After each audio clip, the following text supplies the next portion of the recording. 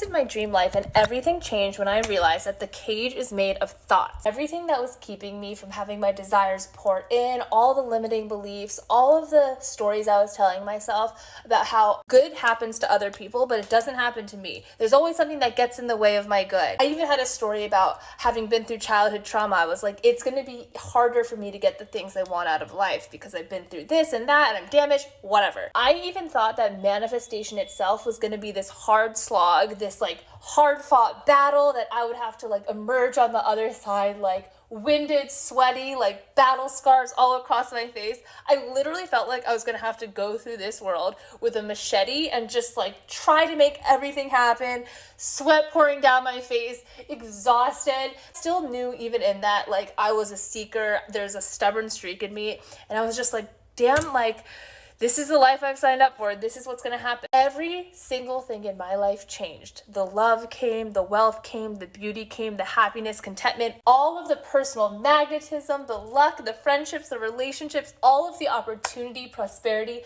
I just became the luckiest person I know as soon as I realized the cage is made of thoughts. That deep sense of defeat before I even started, that didn't exist in the world. It wasn't like this given in the universe, and the universe is like, here's your platter, here's your starting place. No, it all came down to the narrative I was telling myself. And we're the authors, directors, writers of our own stories. So if we don't like it at any time, guess what? We can change it. What's the easiest way to change our story? It's to start in here. I had the thought of like, oh my God, everything, all of the analysis paralysis, all of this discouragement, all of this dread that I'm walking around with on a daily basis, it's coming because I have a pretty fleshed out story that I hadn't explored. And if I was getting right down to it, my story was good things happen to other people, they don't happen to me. I'm damaged, I've been through a lot of trauma, my life is going to be hard. Manifestation, I literally thought this, I was like, manifestation is for like rich white people who have disposable income and families that love each other. Boom. Literally, and I was like, wait, if that's my starting place, if I think that boys like other people get lucky breaks, beautiful women have it easy, whatever the nuances and flavors of your personal story, if you really examine it with brutal honesty, you'll be like, oh, no wonder I was feeling helpless. The story I had written about myself castigated me to the losing circle before I even started. So no wonder I felt like with manifestation, like, oh my God, it's like daunting, it's too good to be true. But I am here to tell you that it's absolutely not, and manifestation is so real, and I have written myself out of a self-concept that was so disempowering, and I have literally become the woman of my dreams. I have become that girl. I'm on the other side of it. Everything's just pouring in with so much ease. It's like water. So this video is coming across your page and like you're feeling so down, so shitty. Just know, hey, that's okay. Don't even need to blame yourself for feeling that way. Like, realizing that it's made of thoughts is not about then being like,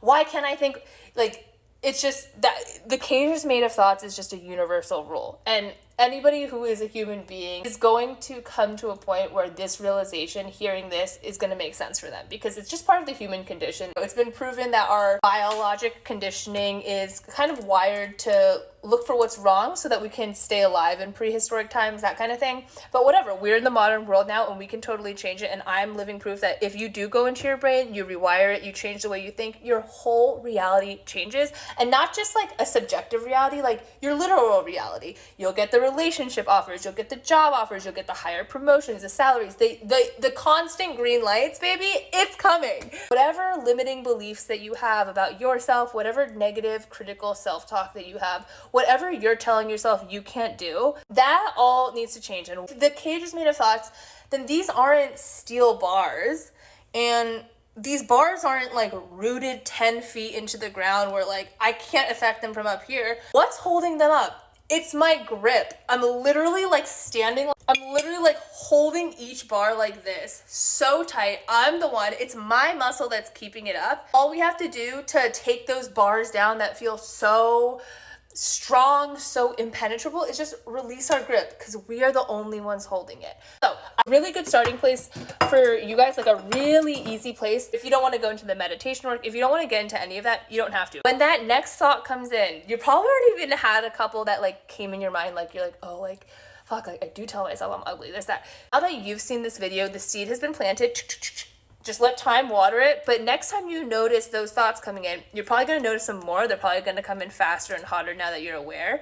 Don't go into a shame spiral. Notice it. It can be a lot to be like feeling like you're ugly and then be like, no, I'm the most beautiful person in the world. Just the first thing, you want to just push back on that thought a little bit. Think about it really literally. Look at that thought and be like, I just told myself I was ugly. Imagine that you're holding a bar in front of you, and the deal you have with the universe is like, you can have whatever you want, but you have to release the things that you don't want. And you have to grab onto the bars that you do want. So what you have to be like, I just told myself I'm ugly.